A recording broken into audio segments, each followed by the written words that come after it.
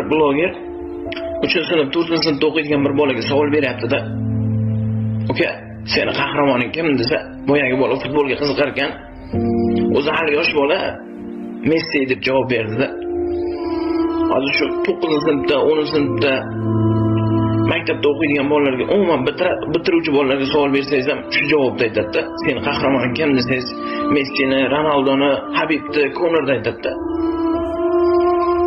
Aslida men o'sha boladan seni qahramoning kim deb savol berganda, viqor bilan shunaqangi bir chiroyli kayfiyatda, bor ovozda faxr bilan dadam deyishini kutuvdim-da. Erkak kishi ko'chani odami bo'ladi-da.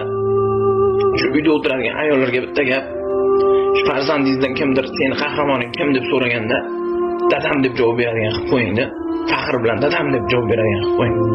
Chunki u farzand bilmaydi-da, hali yosh bola otasi ular uchun qanchalik qiynalib pul topib kelayotganini, minglab odamlardan gap eshitib kelayotgan, musofirlarda qiynalib yurganini bilmaydi-da.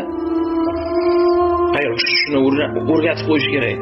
Dadang biz uchun qiynalib kelyapti, dadang biz uchun qiynalib pul ishlab kelyapti, dadang bo'lmasa biz qiynalib qolardik. Seni qahramoning dadang bo'ladi deb o'rgatib qo'yish kerak-da. O'sha Messi, Ronaldo uyga 2 kilo kartoshka, 4 kilo piyoz olib kelmaydi-da. Bir mazang qochib, tobim qochib qolsa, Messi bilan Ronaldo, Habib ko'rgani kelmaydi ichki kuyib. O'sha dadang bo'ladi. Yo'qdan bu yoqqa yugurib qoladigan farzandim tobi qochdi. Bir bolacha ko'chada turib qoldim, bir bolacha ko'chada o'ynab turibdi-da.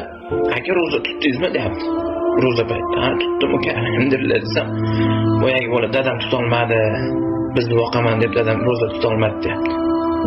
Nimaga? Dadang nima ish qiladi desam, dadam ustachilik qiladi, uy quradi deyapti. 3 kun tutdi, kuchi yetmadi deyapti. O'sha seni boqaman deb roza tutolmagan zot dada bo'ladi-da. O'sha bolalar uchun baliqni eng lahim shirin joylarini berib, yo'q, baliqning boshi shirin bo'ladi deb go'shtini yegan zot ota bo'ladi-da.